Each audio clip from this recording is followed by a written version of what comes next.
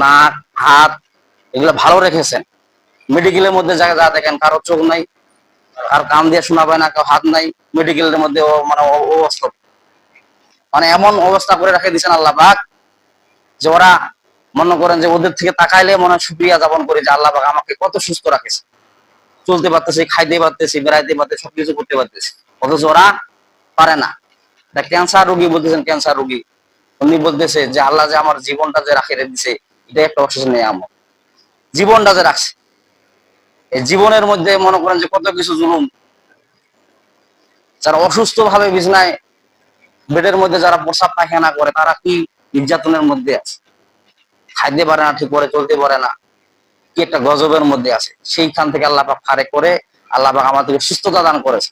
মুসা আলাইহিস সালাম আল্লাহকে জিজ্ঞাসা করতেছেন যে আল্লাহ, যে সবচেয়ে নিয়ামত কোনটা? অশেষ নিয়ামত বলে যে সুস্থ শরীর রাখা, এটাই বলো সবচেয়ে নিয়ামত, বড় নিয়ামত। বলেন না সুবহান। আল্লাহুম্মা সাল্লি সালাতান কামিলান ওয়া সাল্লি সালামান আলা মুহাম্মদ। সকলে আওয়াজ করে বলি সাল্লাল্লাহু আলাইহি ওয়াসাল্লাম। আজকের জুমার আলোচ্য বিষয় হলো যে অন্ধকার পথ। জাহিলিয়াতের যুগে বিশ্বনবী যখন জন্মগ্রহণ করেছিলেন, বলা হয়েছে যে সেই যুগে কেমন ছিল মানুষ? এমন মানুষ ছিল যে কন্যা সন্তান জন্ম নিলে জীবন্ত অবস্থায় কি করতো? মাটিতে পুঁতে রাখতো। বলেন না নাউজুবিল্লাহ মিন যালিক। সেই যুগে বিশ্বনবী জন্মগ্রহণ করেছে। বলা হয়েছে যে সুন্দরী একটা রাস্তা দিয়ে কোনো যদি একটা মেয়ে যাইতো, সে সতীত্ব নিয়ে ফিরে যাইতে পারতো না। এমন যুগে বিশ্বনবীজি আগমন করেছিলেন। সেই যুগটা কেমন ছিল? জাহিলিয়াতের যুগ, আয়ামে জাহিলিয়া বলা হয়। বলা হয় যে এখনো নাকি যে যেখানে জীবন্ত লোকের দাফন হইতো, সেখানে এখনো নাকি কান্নার আওয়াজ ভাসে আছে। বলেন না নাউজুবিল্লাহ। কেমন একটা যুগ ছিল। তো সেই যুগে বিশ্বনবীজি এসেছিলেন দুনিয়ার মধ্যে কিসের জন্য বলেন দেখি? মানুষদেরকে আলোর পথ দেখাবার জন্য। বলেন না সুবহানাল্লাহ। আমরা আলোর পথ আর অন্ধকারের পথ বুঝি না। অন্ধকারের পথ কোনটা আর আলোর পথ কোনটা? আলোর পথ এটা এমন একটা পথ যে পথের মধ্যে রাস্তা দেখা যায়। বলেন না সুবহানাল্লাহ। আর অন্ধকারের পথের মধ্যে গুটগুট অন্ধকার, যখন কালো অন্ধকার যখন হয়, তখন রাস্তা কি দেখা যায়? দেখা যায় না। কেন দেখা যায় না? অন্ধকারের কারণে। আর যদি লাইট থাকে, আলো থাকে, তাহলে কি হয়ে যাবে? যদি কেউ গ্যাস লাইটের আলো নেয় তাহলে কিছু সংখ্যক, যদি বড় লাইটের আলো নেয় তাহলে আরো বেশি আলো, ঠিক কিনা বলেন? আর যদি মনে করেন যে কারেন্টের বাতি নিয়ে যদি বাউল যদি রাস্তার মধ্যে থাকে, তাহলে কি আরো রাস্তা ক্লিয়ার। আর যদি সূর্য আলো থাকে তাইলে তদ্রুপ আল্লাহ পাক কোরআন নামক একটা নিয়ামত দান করেছেন বান্দাদেরকে। বলেন না সুবহানাল্লাহ। সেই কোরআন নামক নিয়ামতটা কি? আল্লাহ পাক বললেন যেটা আলোময় আলো। বলেন না সুবহানাল্লাহ। যে যুগে পদমর্পণ করেছিলেন, যাই আয়ামে জাহিলিয়াতের যুগে, সেই যুগে বিশ্বনবী যে কোরআনকে নিয়ে এসেছেন আলোর পথ দেখাবার জন্য। বলেন না সুবহানাল্লাহ। তার মধ্যে একটা ঘটনা বললে আপনারা পরিষ্কার বুঝতে পারবেন। এক অন্ধ লোক বড় লোক বাড়ির ছেলে, সে বিয়ে করবে, বিয়ের উপযুক্ত বয়স হয়ে গেছে, বিয়ে করবে, পাত্রী খুঁজে বেড়াচ্ছে। অন্ধ লোককে ভালো পাত্রী কি পছন্দ করবে বলেন? কেমন পাত্রী পছন্দ করবে? যেটা কালো, কুচকুচে কালো, দেখতে খারাপ, কুচরি, ঠিক কিনা বলেন? এরকম পাত্রী পছন্দ করবে। ভালো পাত্রী কখনো পছন্দ করবে না। কেন? লোকটা অন্ধ লোক। সুদ্রবনী ভালো পাত্রী খুঁজে বেড়াচ্ছে, বেড়াতে বেড়াতে হঠাৎ করে কোনো ভালো পাত্রী পাচ্ছে না। একটা কালো আর কি, কালো মার্কা কুচরি, সে একটা পাত্রী পছন্দ করেছে। বলেন না সুবহানাল্লাহ। কালো পাত্রী পছন্দ করার পরে বছর খানেক সংসার করেছে। সংসার করার পরে হঠাৎ করে ওই কালো মহিলার কাছে এলহাম হলো যে আপনার স্বামীর চোখ ভালো হবে, যদি অপারেশন করেন তাহলে কি হবে? আপনার স্বামীর চোখ ভালো হবে। এখন স্ত্রী বলতেছে সর্বনাশ, আমার চেহারা ছবি কালো, যদি এর চোখ ভালো হয় আমার তো তালাক দিয়ে দিবি। আর বড় লোক মানুষ ও কখনো চাবে না যে ওর চোখগুলা ভালো হয়ে যাবে। সে কানা কানায় থাকবে, যেগুলো সেবা যত্ন আছে ওভাবে সেবা যত্ন করবে, ঠিক কিনা বলে? এর কাছে এলহাম, যখন স্ত্রীর কাছে এলহাম আসলো, জানা সত্য স্ত্রী বলতেছে স্বামীর বিরোধীরা, তার মানে কি চোখ যেন ভালো না হয়, তালাক দিয়ে দিবে। এই স্বামী এখন হঠাৎ করে কানে এলহাম আসলো যে আমার স্ত্রী আমার বিরোধিতা করতেছে, মানে কি আমার কাছের লোক আমার বিরোধিতা করতেছে। স্ত্রীকে জিজ্ঞাসা করলেন, স্ত্রী তুমি আমাকে আমার বিরোধিতা করতেছো কেন? তোমাকে আমি খানা পিনা দেই, আমি সবকিছু দেই, তুমি আমাকে আমার বিরোধিতা করো কেন? স্ত্রী বলতেছে যে আমি কালো, দেখতে কুচরি, তোমার চোখ যদি ভালো হয়ে যায় তখন তো তুমি আমাকে আর পছন্দ করবে না, তালাক দিয়ে দিবা। সেই কথা আল্লাহ কোরআনে বলতেছেন, বিসমিল্লাহির রহমানির রহিম, আলিফ লাম রা, কিতাবুন আনজালনাহু ইলাইকা লিতুখরিজান নাসা মিনাজ জুলুমাতি ইলান নূর। আল্লাহু আকবার। আল্লাহ রাব্বুল আলামিন বলেন, কিতাবুন আনজালনাহু, কিতাবুন ইহা এমন একটি কিতাব, ইলাইকা যা আমি আপনাকে নাযিল করেছি, লিতুখরিজান নাসা মিনাজ জুলুমাতি ইলান নূর, মানুষকে অন্ধকার থেকে আলোর পথে নিয়ে আসবেন, এজন্য আমি কিতাব নাযিল করেছি। তার মানে কি, যারা কালো কুচরি, যারা সুদখোর, ঘুষখোর, যারা জেনাখোর, যারা বাগিবাজি, তারা কখনো চাবে না ইসলামটা, কোরআনটা, পার্লামেন্টে যা কোরআন দিয়ে আইন চলুক। জানে যে তালাক দিয়া দিবে, তার মানে কি সুদও তালাক হয়ে যাবে, হারামখোরও তালাক হয়ে যাবে, জানা ব্যভিচার করো তালাক, যখন নাকি কোরআনটা প্রতিষ্ঠিত হবে, ঠিক না বলে? ওই কথায় আল্লাহ পাক বলছেন, কিতাবুন আনজালনা, কিতাবুন মানে ইয়া এমন একটি কিতাব, আনজালনাহু আমি যা নাযিল করেছি, ইলাইকা আপনার কাছে, লিতুখরিজান নাসা যেন আপনি মানুষদেরকে বাইর করতে পারেন, মিনাজ জুলুমাতি অন্ধকার হইতে, ইলান নূর আলোর দিকে। বলেন না সুবহানাল্লাহ। আমি কোরআনটা এই জন্য নাযিল করেছি যেন মানুষকে আপনি জেনা ব্যভিচার হইতে, সুদখোর হইতে, ঘুষখোর হইতে আপনি বাইর করতে কোথায় নিতে পারেন? আলোর দিকে। সুদের যদি লেনদেন যদি বন্ধ হয়ে যায় তাহলে জাকাত প্রতিষ্ঠা হয়ে যাবে। জাকাত বন্ধ হয়ে গেছে, ঠিক কিনা বলেন? জাকাত যারা দেয় না, যার উপর জাকাত খরচ হয়ে গেছে, তারা কি কিসের মধ্যে, আলোর মধ্যে আছে না অন্ধকারের মধ্যে আছে? বলেন দেখি। পেশা রাতের মধ্যে দেখা যায় না দিনের মধ্যে দেখা যায়? বলেন। হ্যাঁ, পেশা রাতের মধ্যে দেখা যায় কেন? রাতের মধ্যে সে অন্ধকারে বেড়ায়। কেন অন্ধকারে বেড়ায়? মানুষের ফল ফলান্ত যেন নষ্ট করা যায়।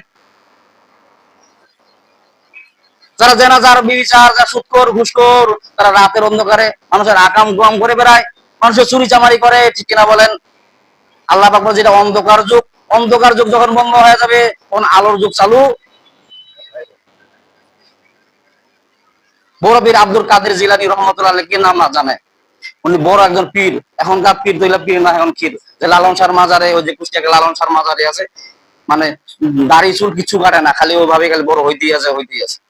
পানিও খরচ করে না বে জায়গায়, প্রসাব পায়খানা করে পানি খরচ করেন। তো জিজ্ঞাসা করা হলো যে কি ব্যাপার, আপনি প্রসাব পায়খানা করে পানি খরচ করেন না কেন? হুজুর এটা তো শরীয়তে দেওয়া বোঝা যাবে না, মারাইবত বুঝতে হবে। মারাইবত, মারাইবত কি? মারাইবত গোপনীয়। পানির জন্য হাসান হুসাইন কত কাগজে মিনতি করে শহীদ বরণ করেছে, আর ওই পানি কি বে জায়গায় ব্যবহার করা যাবে? ওটা আট রশি, আর যত ফালাফালি করে ওরা আট রশিরা ওদের দরবারে যাবেন, ওরা বলবে যে আমরা 8টা রশি ধরেও যদি আল্লাহ জান্নাত না পাই, আমরা রশি ছাড়া কি তোমরা জিকির করে ফালাফালি করে আল্লাহ জান্নাত পাবা? ওদের আর ডায়লগ আর মশা না বলবো। ল্যাংটা পীরের দরবারে যাবেন, যা জিজ্ঞাসা করেন, কি বাবা আপনি ল্যাংটায় কেন জিকির করতেছেন? ওদের ফতোয়া হইলো যে আপনারা কাপড় চোপড় পরে জিকির করেন, আমরা কাপড় চোপড় পরে, কাপড় খুলে ল্যাংটা হয়ে জিকির করো, যদি আল্লাহ জান্নাত না পাই, তোমরা কাপড় চোপড় পরে জান্নাত পাবা। ওদের আরো মশান কি? তদুরূপ জিলানী নগরের একজন বড় পীর ছিলেন আব্দুল কাদের জিলানী রহমাতুল্লাহ। সেখানে একটা বড় একটা চোর ছিল, চোর, নাম করা চোর। সে বলতেছে মনে আব্দুল কাদের জিলানীকে পরীক্ষা করার জন্য যে দেখি তো এমন কি এই পীর না পীর, একটু পরীক্ষা করি। কেমন করে ওদের বাসায় চুরি করতে যাবে, চুরি আব্দুল কাদের জিলানীর বাসায় চুরি করার জন্য যাবে। চুরি করার জন্য ঢুকে গেলেন আব্দুল কাদের জিলানী। যা দেখতেছেন আব্দুল কাদের জিলানী বিশ্রাম নিচ্ছেন, ঘুমাচ্ছেন রাতে অন্ধকারে। চোর কাজে যেহেতু ঘুমাচ্ছে, তাহলে চুরি টুরি করে তাণ্ডবলা বাঁধে বাড়ি হই। বাস তাণ্ডবলা বান্ধে আনে, যখন বাইরেতে দরজাতে যখন যাচ্ছে তখন দরজা অটোমেটিক লাগে যাচ্ছে। আবার যখন মাল সামানা রাখে তখন আবার দরজা খুলে যায়, আবার যখন মাল সামানা নেয় আবার দরজা রাখে যায়। তো সর্বনাশ, এটা কেমন পীর গো? এটা মারাত্মক পীর।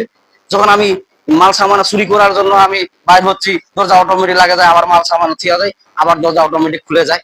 এটা তো আমার মাথায় কাজ করে না। এটা কেমন পীর গো?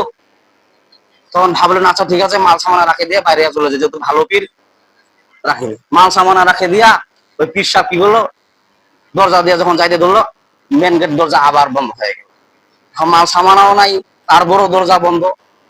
এখন চোর চিন্তা করতেছে সর্বনাশ। এখন তো আমি ধরা পড়ে যাব।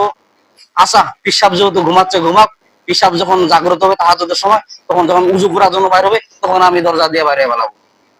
ইনি এই ধারণা করে বাস পিসাব ওই কিবা খাটের তলে যা লুকাইছে। তাহাজ্জুদে রক্ত হলেন, আব্দুল কাদের জিলানী উঠলেন না।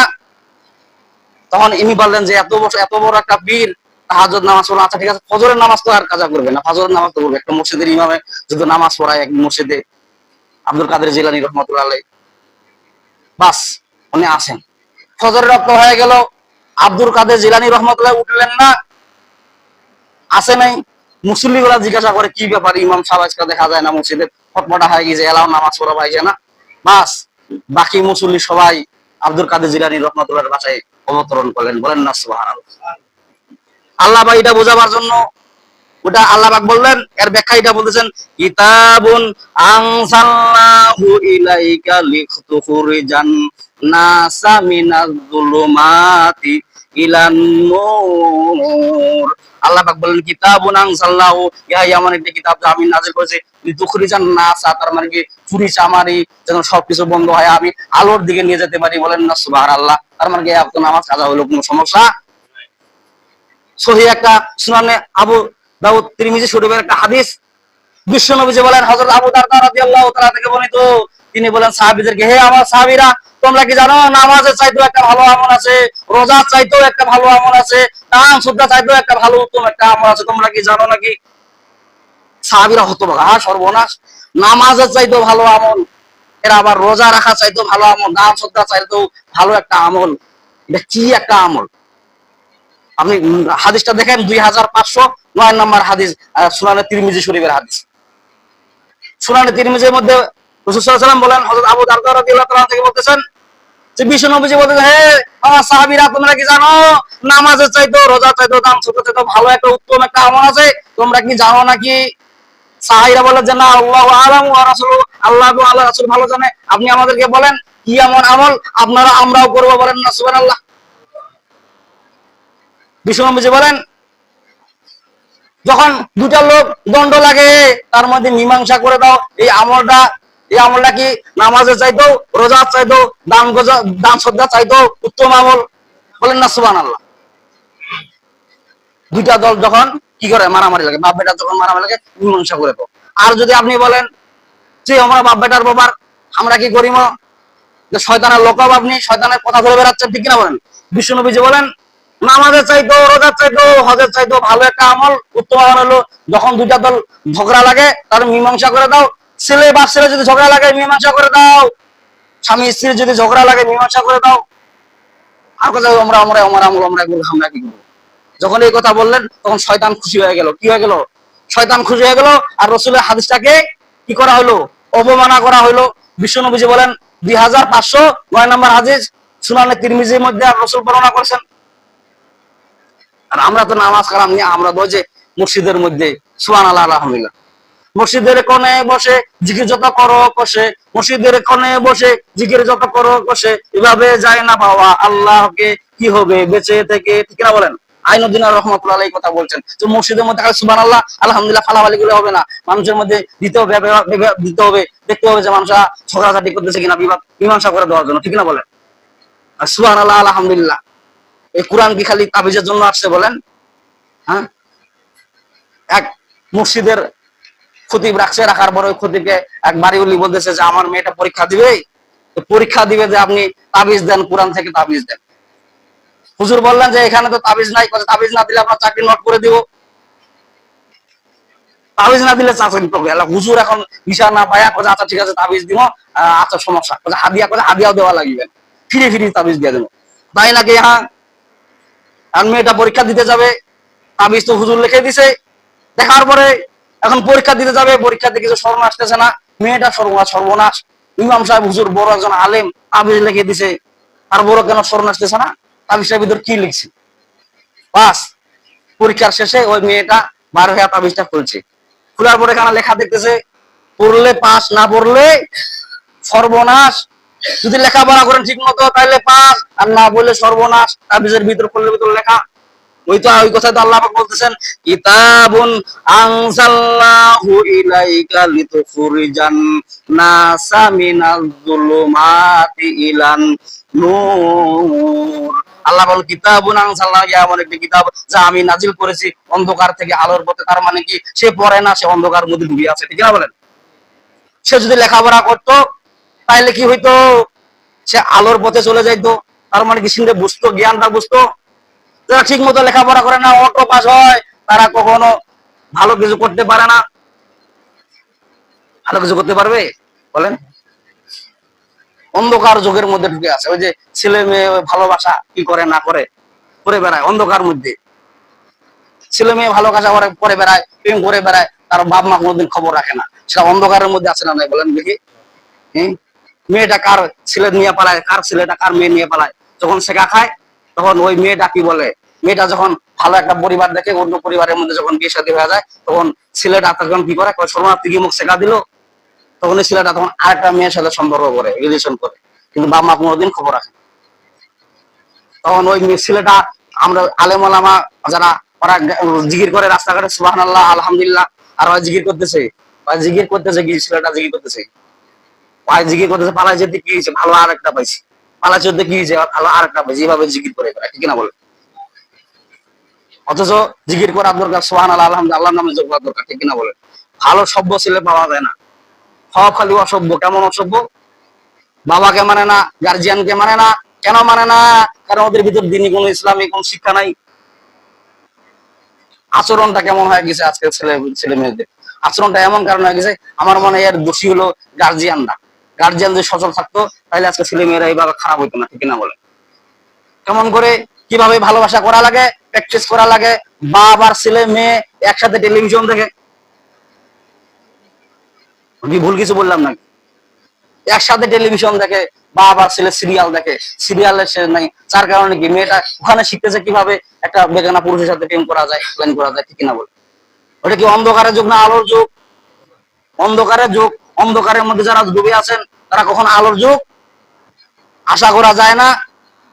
যদি আপনি চান যে আমার ছেলেটা ভালো একজন হোক, তাহলে আপনাকে ভালো পরিবার, ভালো হতে হবে, ঠিক না বলেন? আদর্শবান হতে হবে। যত অন্ধকার যুগ আছে আপনাকে সবকিছু কি করতে হবে, ওগুলোকে তালাক দিতে হবে। সুদ খাওয়া ছেড়ে দেওয়া লাগবে, ঘুষ খাওয়া ছেড়ে দেওয়া লাগবে, চেনা বিবিচার যত রকমের কাজ আছে সবগুলা ছেড়ে দিয়া কি করা লাগবে, আপনাকে ভালো হওয়া লাগবে। তাইলে আপনার পরিবারের মধ্যে ভালো একজন আশা করা।